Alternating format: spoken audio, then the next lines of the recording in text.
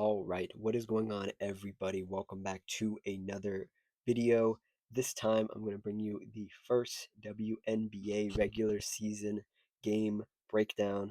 We're going to talk about the Dallas Wings versus the Minnesota Lynx, and we're going to talk about the Portland Fire versus the New York Liberty.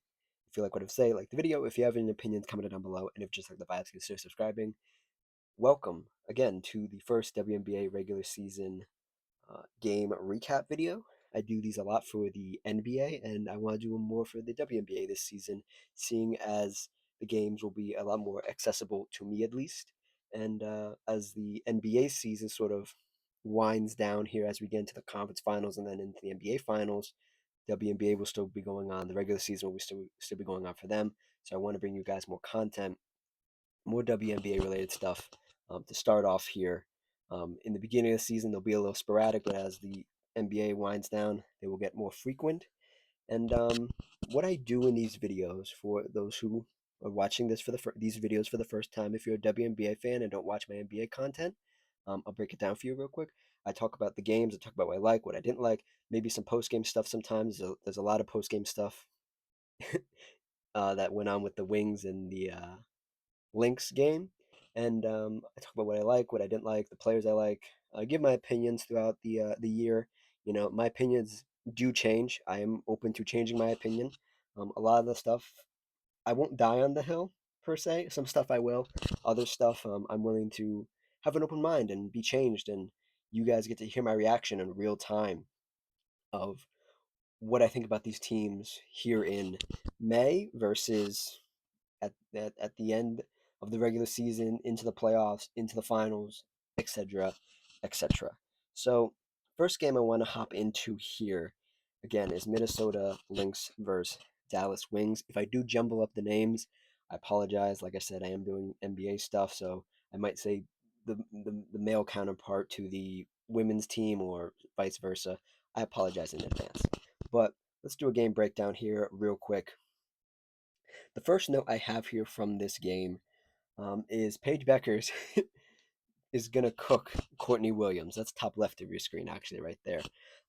It only happened a few times after I said this, but it was very, it was very weird because you have Olivia Miles in the backcourt for the Minnesota Lynx, and you have Courtney Williams. Both maybe at their best are like net neutral defenders. Like at their worst, they get blown by every possession. They can't guard taller guards like Paige Beckers, and it's kind of, I want to say embarrassing, but it's like it all defaults to the Lynx forwards, and that's where they're going to get funneled to throughout the season. And Paige went at Courtney Williams, I believe it was like the second or third play of the game, and just da da da da da dribble dribble dribble into her shot, and it was a good shot. Other things of note in this game, this was a matchup between the number one pick in AZ Fudd and the number two pick in Olivia Miles. I do not have a picture of Olivia Miles on the screen in front of me, but you're going to have to take my word for it. And Olivia Miles started this game. She played very well throughout the course of this game. We'll get into the numbers later.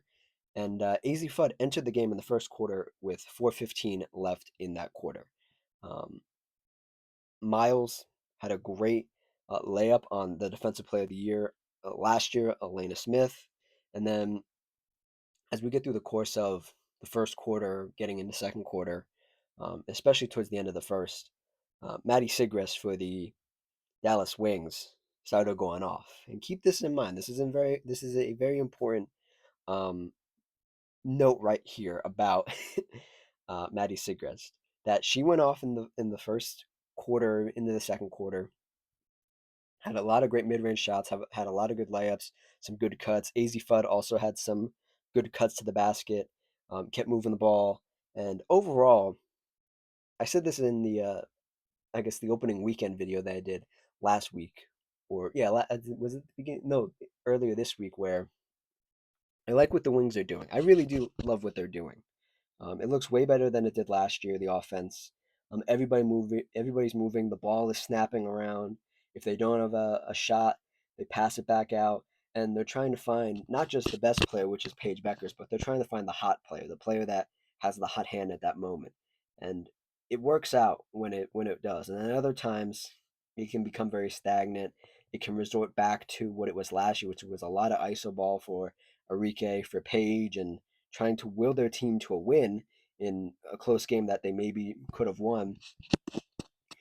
And I just wish the Wings sort of stayed true to themselves and kept doing what they did basically the first half of the game. I think they got this young team in the Wings got a little spooked by this older team that at least has an older presence on the court currently in Courtney Williams, Kayla McBride, Natasha Howard. They have a lot of veteran pieces on this Lynx team that I think kind of not just in any particular place, but throughout the game and especially in the second half, spook this young team into making mistakes, into resorting to iso ball, and it didn't end well. And as we get into this, you'll see why. The Wings, um, the rebounding, man. I saw it was so funny before the season even started. I saw no, it was the preseason. I saw a Reddit comment that said it was on a Wings post, obviously, and it said something to the effect of, if the Wings think Elena Smith and Jess Shepard are going to solve the rebounding problems, it's not going to end well, or something to that effect. And I was like, well, I like Jess Shepard, just me personally, I didn't reply to it, but I was thinking in my head, I was like, I like Jess Shepard. Jess Shepard's a nice player. She's getting an opportunity to play a little bit more on this Wings team, whatever, whatever. Um, Elena Smith, former Defensive Player of the Year last year, or reigning, I should say, reigning Defensive Player of the Year, co-Defensive Player of the Year. I like her. She doesn't really rebound the ball well, but I like her well enough, at least to fight down there and try to box out. And ever since the Wings finished their preseason basketball and have gone into the first three games of the regular season, that comment always pops up in my head because you look at this game for this Wings team. Jess Shepard and Elena Smith, also former uh, Minnesota Lynx, by the way. Um, Elena Smith ends the game 6 points, 5 assists, 4 rebounds, 3 personal fouls. Jess Shepard, 7 points, 6 rebounds, 4 assists, um, 3 personal fouls. That's your starting front court. Yeah, that's your center and your power forward.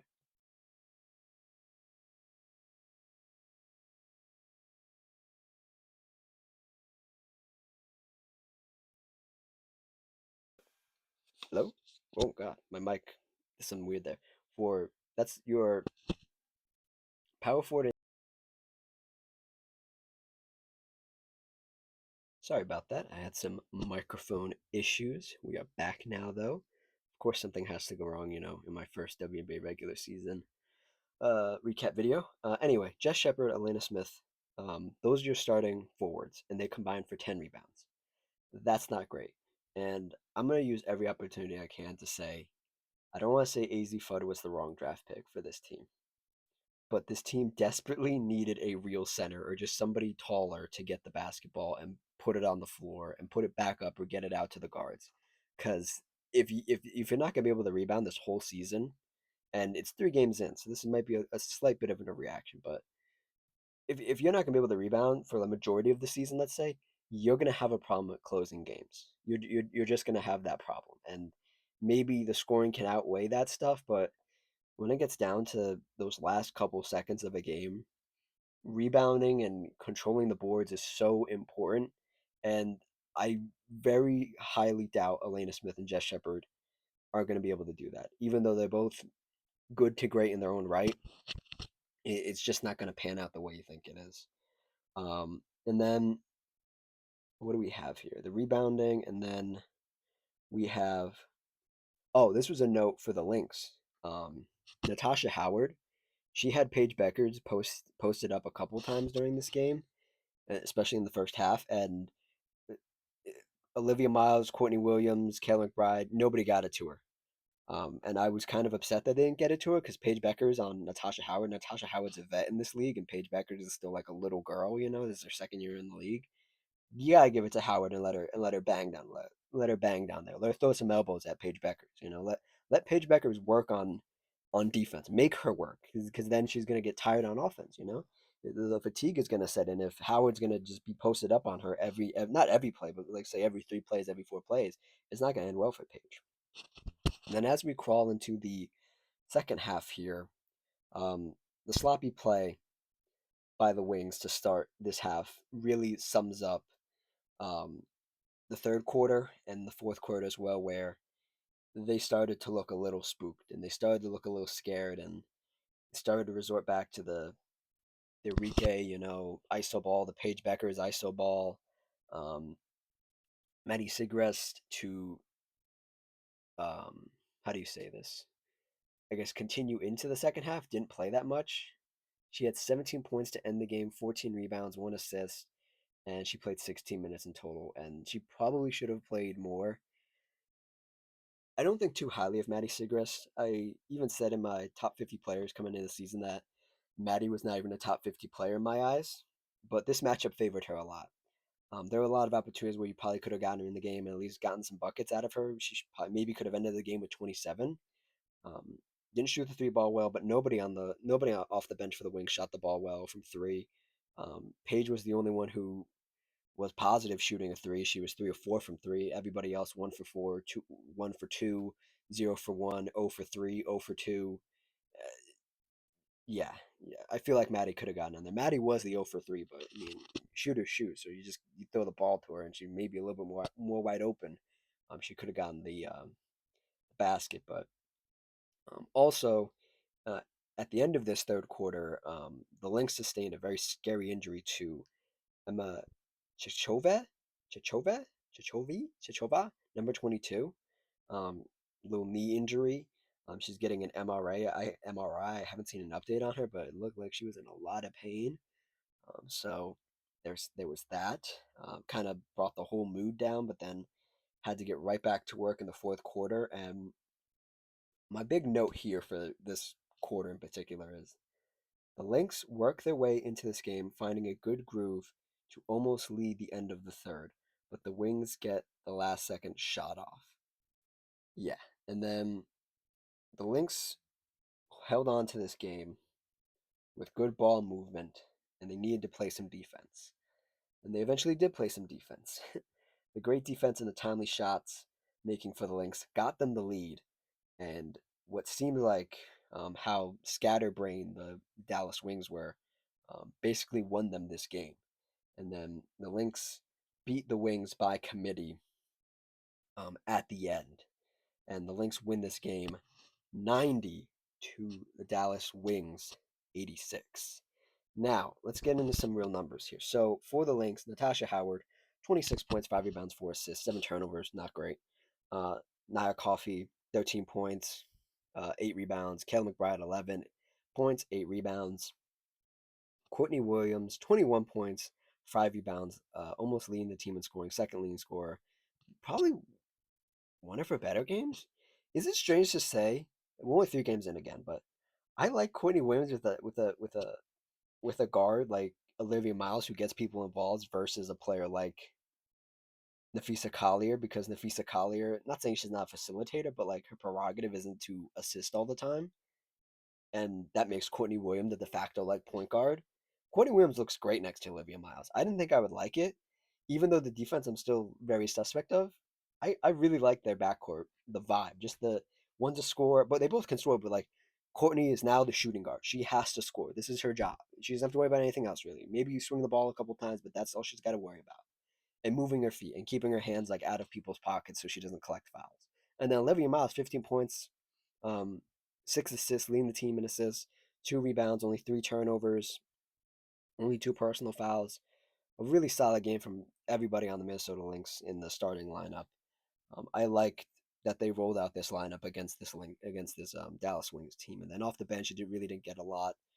Um, Basically, you got effectively 2 points off the bench, and that's sort of why they were trailing in the first half, and then why they collected themselves at the end of the game because the starters just had to be out there and play. And now for the Dallas Wings. Jess Shepard, 7, Elena Smith, 6, like we talked about. Odyssey Sims, 11, kind of cooling off from her really impressive start in the first game. Enrique Gumbawale, 6, 2 of 11, only 1 assist and 4 rebounds. We'll talk about her a little bit more later. Paige Beckers, 31 minutes, 27 points, 8 assists, 3 rebounds. She was 7 to 13 from field goal, 3 or 4 from 3, and took 11 free throws, made 10 of them. and she had 3 turnovers to go with that, and only 2 personal fouls. And then off the bench, Maddie Segrest, 17 points, AZ Fudd, 8 points, 1 rebound. Did not make a single three, but again, she had some good cuts. She had some good defensive moments, so I'll give her some good merits there. Check off a couple boxes. And Isaiah James, 4 points. Her shenanigans weren't effective against this Lynx team, so um, she really didn't play that much, only 11 minutes. Now, there's a lot of discourse on the internet about not this game, because the game was fine. I think the game, you take positives, you take negatives away from this game. You're playing a team, both teams are trying to make the playoffs, that's their goal this season. Obviously, the Lynx without their big time player, Nafisa Collier, the Wings fully healthy, dealing with some early season woes of like the coaching and the players and just the conglomerate that is the group that GM Kurt Miller put together. Um, not not gelling as of right now, 3 games in. You don't expect this to gel, but in the post game, um, Coach Jose Fernandez had some words for his team, and to paraphrase, he basically said the team was playing selfish. And he said this to the media, right? This is very important. He said it to the media. And it I think this story blew up way more than it should have. But he said it to the media. And he basically just said there's everybody was playing selfish, etc., etc. I'm not gonna read it bar for bar, word for word. But he basically called his whole team selfish. And he said we shouldn't worry about what the other team's doing. We need to be worried about what we're doing, playing the type of basketball we want to play.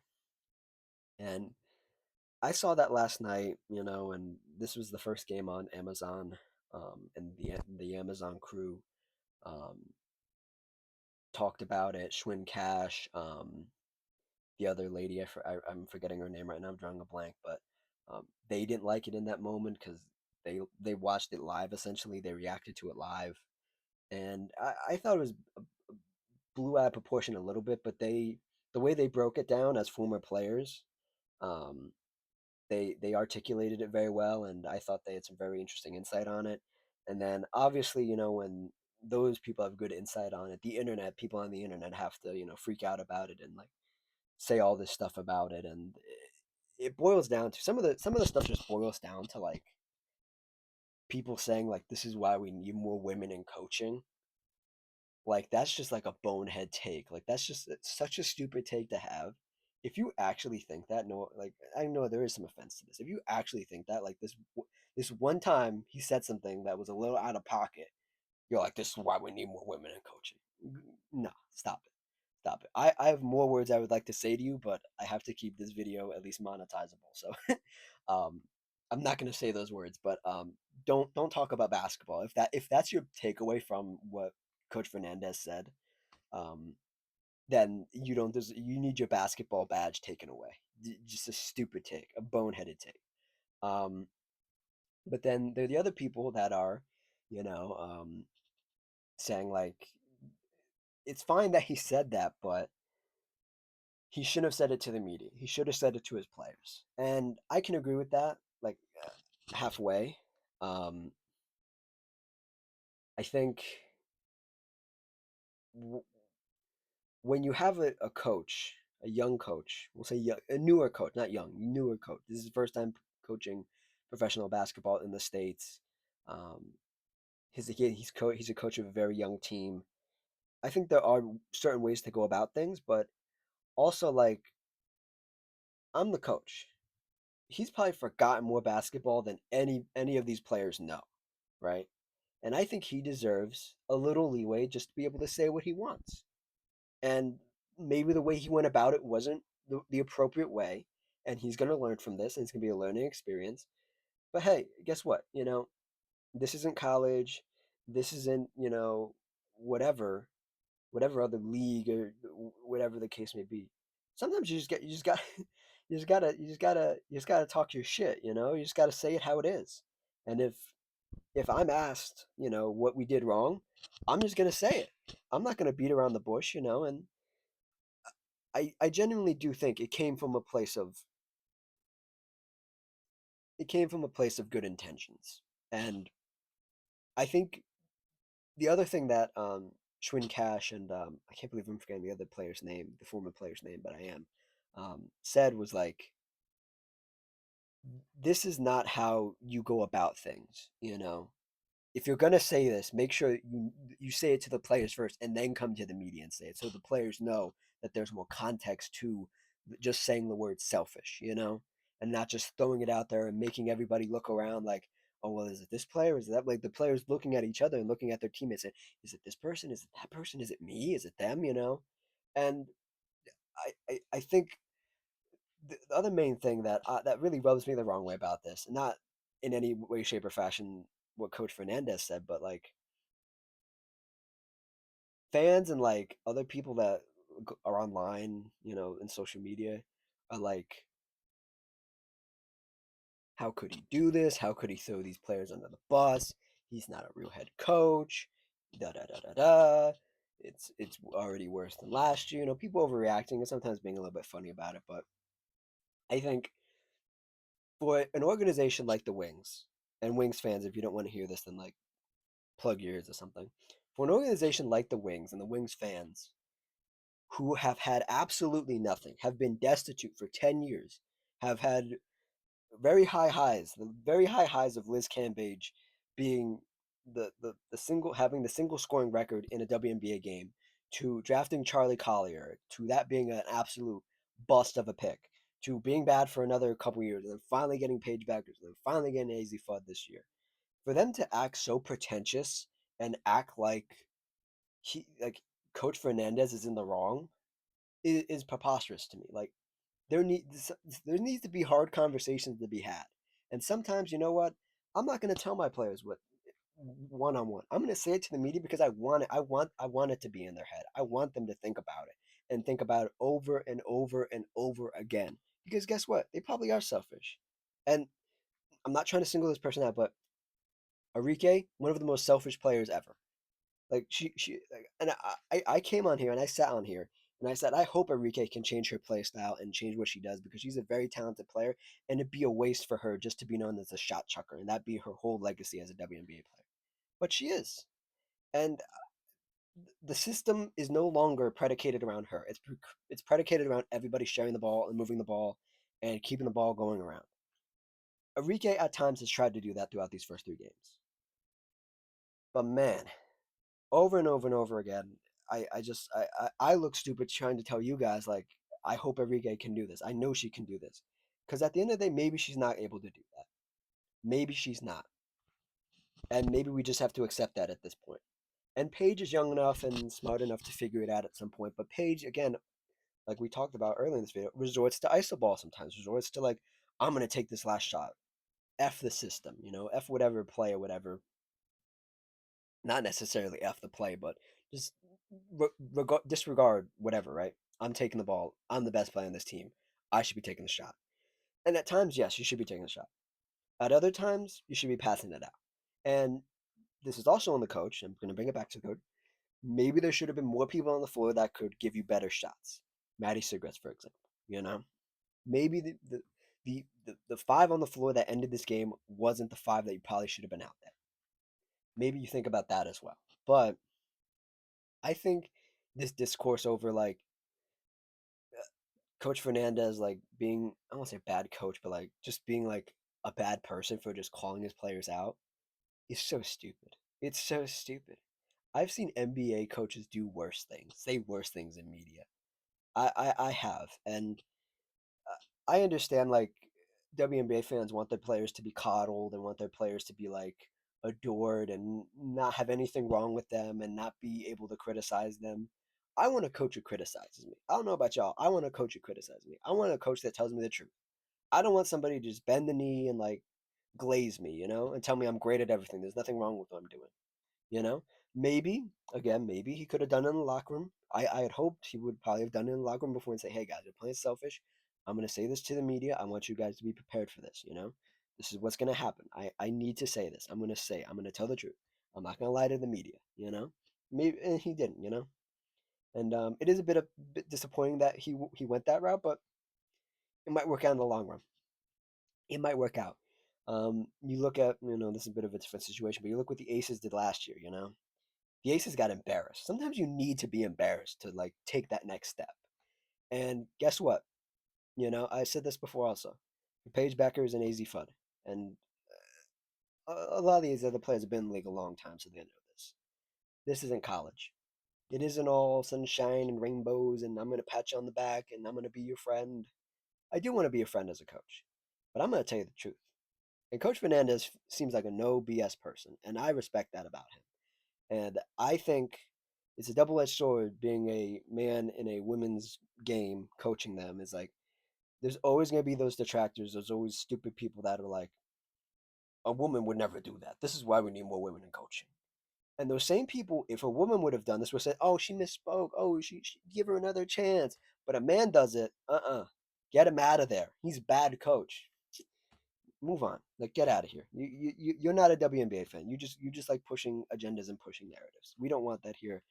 We want to talk about basketball. We want to talk about the personalities involved with basketball, and we do want to talk about right from wrong. But we do want to fess up to what's in front of us. And to put a bow on this team, this it's not well constructed at all. It looks okay on paper, but the way like they play together and how hard Coach Fernandez is trying to get them to play together, it looks fine at times, and other times, like I said, Jess Shepard, Elena Smith being your front court doesn't help. And maybe they should have taken a power forward or center in the draft to help remedy those situations, but they didn't. They took another guard, and she doesn't even start. So there's that.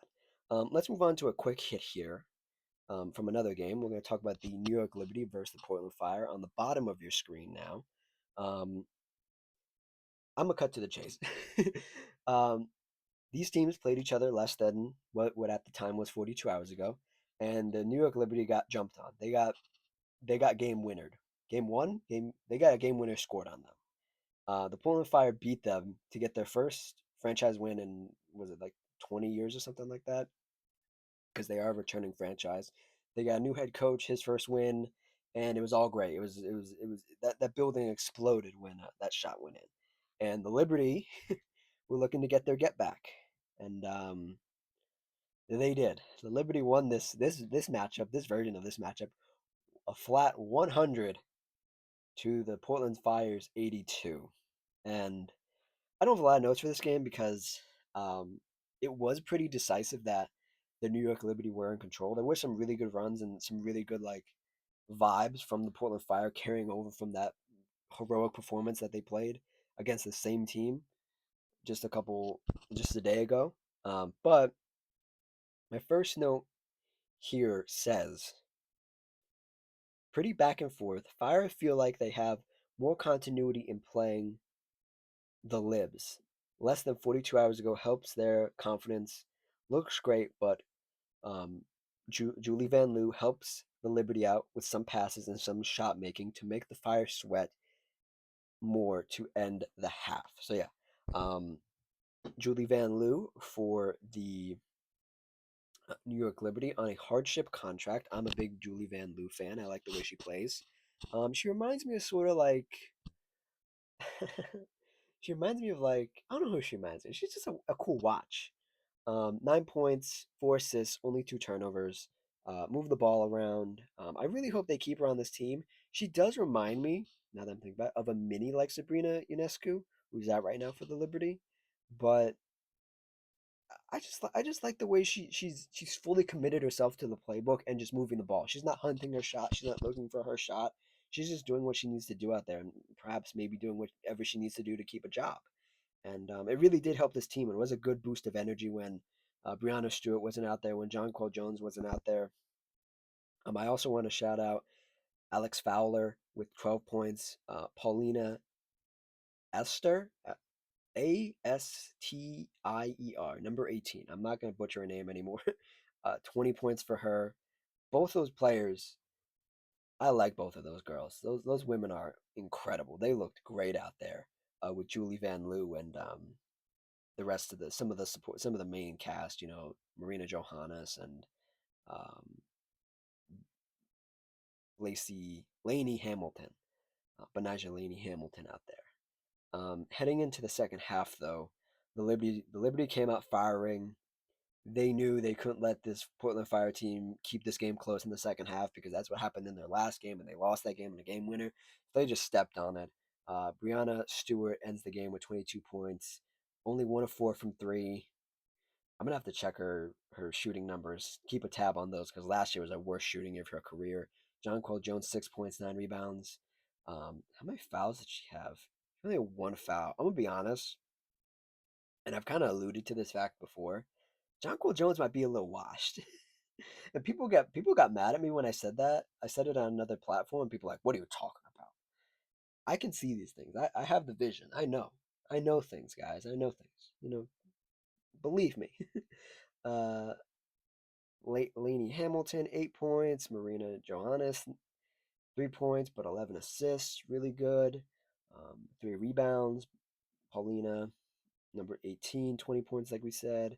Fowler 12 points. And Rebecca Gardner 14 points. And yeah, for the Portland Fire was struggling, man. They were struggling. They didn't get a lot from anybody, and this is sort of like the ups and downs of being an expansion team and getting players.